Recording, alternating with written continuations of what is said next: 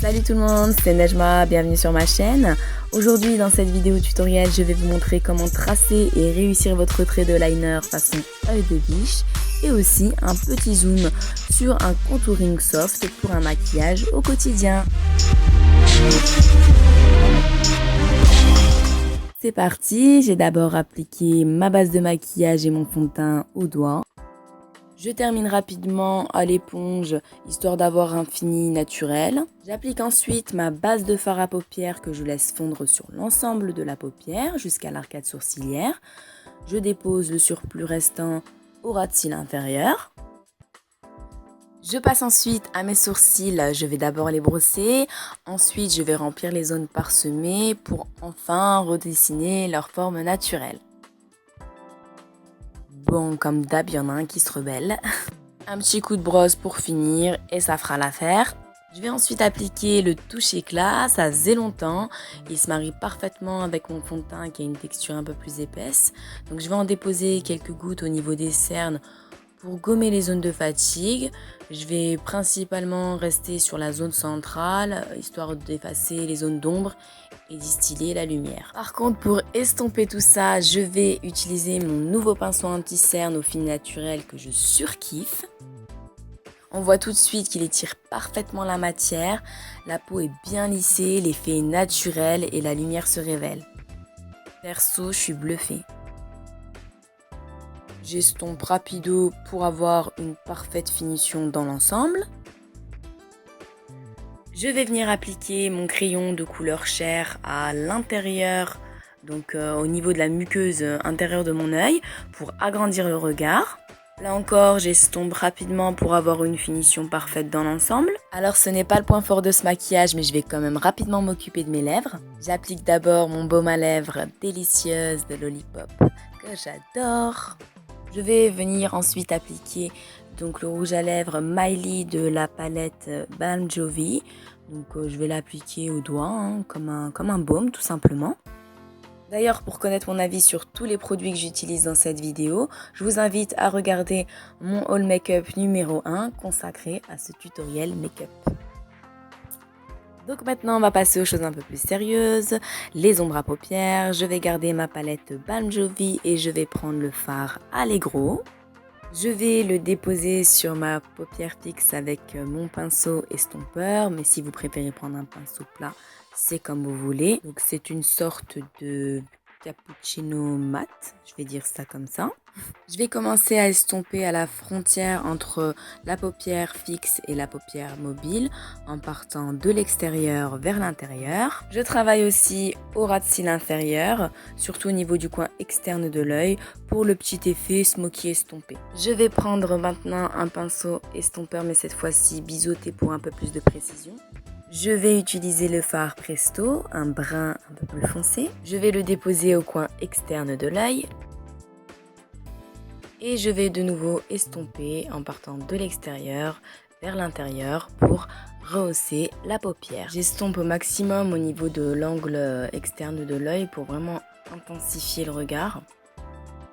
Et comme d'habitude, vous verrez, ça prendra forme par la suite. J'étire aussi légèrement jusqu'aux tempes pour une jolie finition. Et c'est parti, on passe à l'étape de l'eyeliner pour un effet œil de biche. Je vais d'abord commencer par prendre mon eyeliner à la texture gel crème qui va vraiment faciliter le tracé. Je vais tout simplement m'aider du couvercle pour éliminer le surplus de crème. Je vais d'abord en déposer au niveau de la muqueuse du coin interne de l'œil. Avec ce type de texture, je me permets de tirer légèrement mon œil pour faire glisser facilement le pinceau. Et là, je continue mon tracé de liner par petits coups au ras des cils supérieurs et vraiment la texture fondante facilite le travail. Ensuite, je dessine mon petit crochet en suivant la ligne naturelle de mon regard. C'est ce qui fait la particularité de l'œil de biche. Voilà, ni plus ni moins. Pour le moment, ça n'a pas besoin d'être parfait. Vous allez comprendre pourquoi par la suite. Allez, c'est parti pour l'autre œil. On remplit d'abord la muqueuse du coin interne de l'œil. De nouveau, je me permets de tirer mon œil pour tracer des petits traits de liner qui vont facilement glisser sur le ras de cils de paupières supérieures. Vous voyez, ça va tout seul. Pensez à trouver vos repères. Et là, de nouveau, j'effectue mon petit crochet en suivant la ligne naturelle de mon regard. Personnellement, j'aime bien le faire légèrement épais, mais après, c'est chacun ses goûts. À vous de trouver ce qui vous plaît le plus. Et voilà, c'est déjà pas mal, on pourrait même s'arrêter là, mais je pense que vous commencez à me connaître et j'aime bien aller un petit peu plus loin. Et là, pour un résultat parfait au fini plus net et précis, je vais prendre mon eyeliner liquide qui a un pinceau plus fin et donc qui va donner beaucoup plus de précision. Si vous voulez, ce que j'ai d'abord fait avec le gel liner, c'est une sorte d'amorce. Maintenant, avec mon eyeliner liquide, je vais tout simplement repasser dessus pour donner de la précision grâce à la pointe fine du pinceau.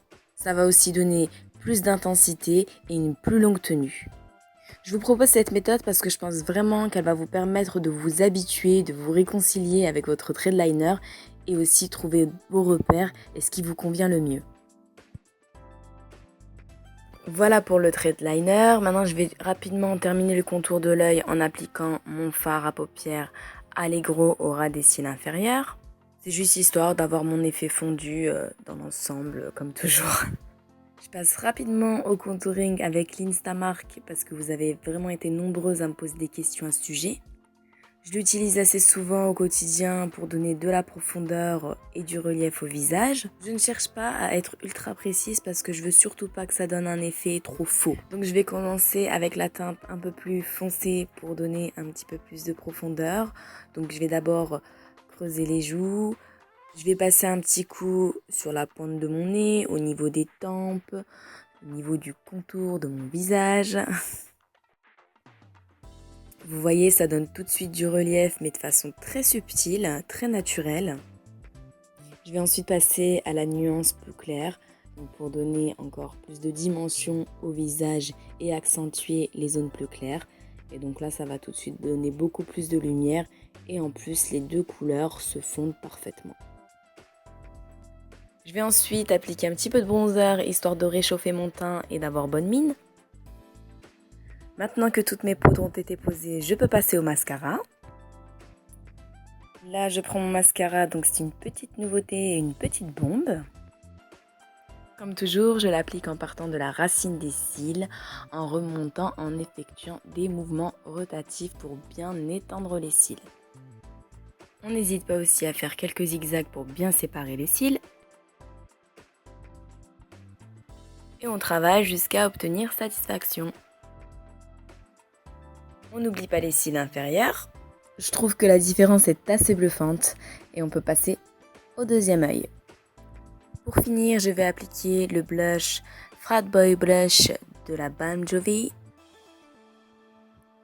Un petit coup d'enlumineur de la même palette pour sublimer tout ça. Comme le maquillage des yeux est assez intense avec le trait de liner, je vais simplement ajouter une petite touche de gloss pour repulper les lèvres et donner un petit côté glossy. Et voilà, je vous fais plein de bisous, j'espère que ce tutoriel make-up vous aura plu.